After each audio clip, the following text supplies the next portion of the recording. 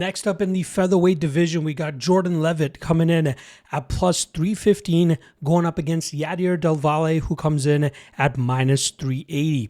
Starting off on the Leavitt side of things, he is coming off of a dominant submission victory over Kurt Hollabaugh, and that was a fight where he was returning from action after a year and a half. He was able to do a great job in terms of getting that fight into on the mat. Obviously, we know Hollabaugh, horrible takedown defense.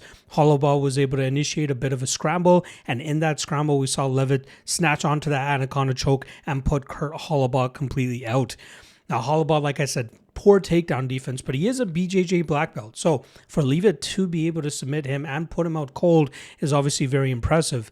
This is a guy that I've kind of, hammered on for a long time, ever since getting into the UFC, that I don't think he's UFC level. But somehow, some way, he always finds a way to get fights into the grappling realm, and that's where he is most successful.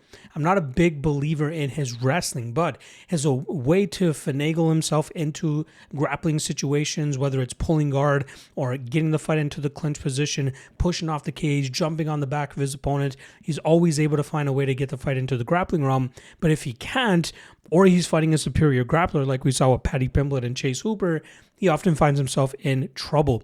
He does have some deceiving knockout power like we saw when he finished Victor Martinez, but again, all in all, I just do not think he's all that great of a fighter.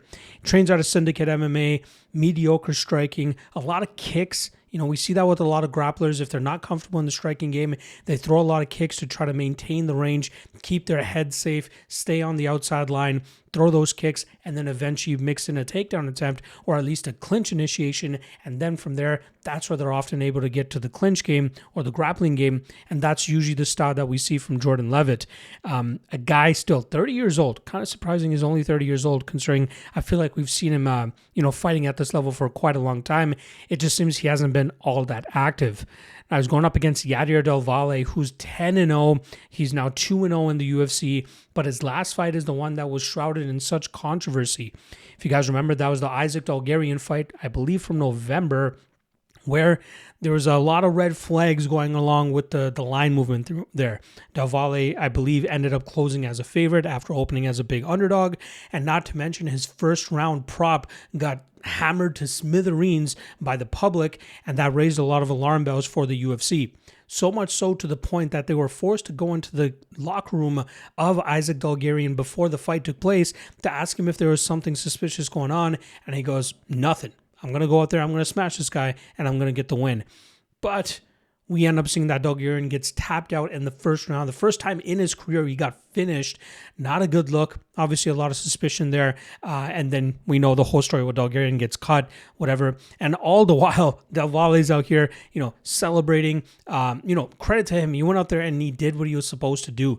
Whether he was in on it or not, I don't think he was in on it at all. I think he just went out there and applied the usual pressure that we often see from him.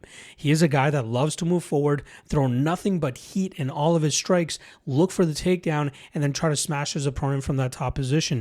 He's very strong, and I love his ability to just stay consistent with that pressure as well. Even when his body language doesn't look the greatest deeper in fights, he still has that gear, that next gear that he can kick it into to really start to pull ahead against his opponents.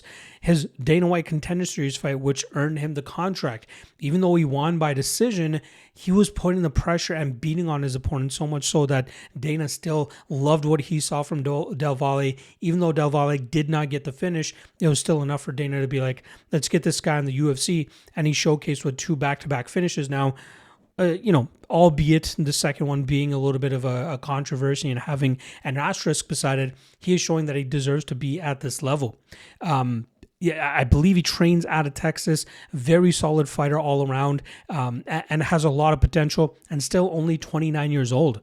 Now, here in this fight against Jordan Leavitt, we're going to be seeing Leavitt look to create a little bit of chaos to try to get this fight to the ground. I think Del Valle is pretty much better everywhere.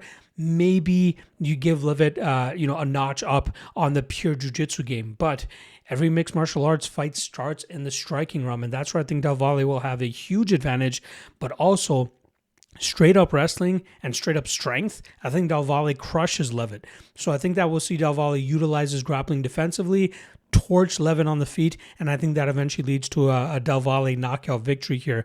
I don't mind the chalk on him at all.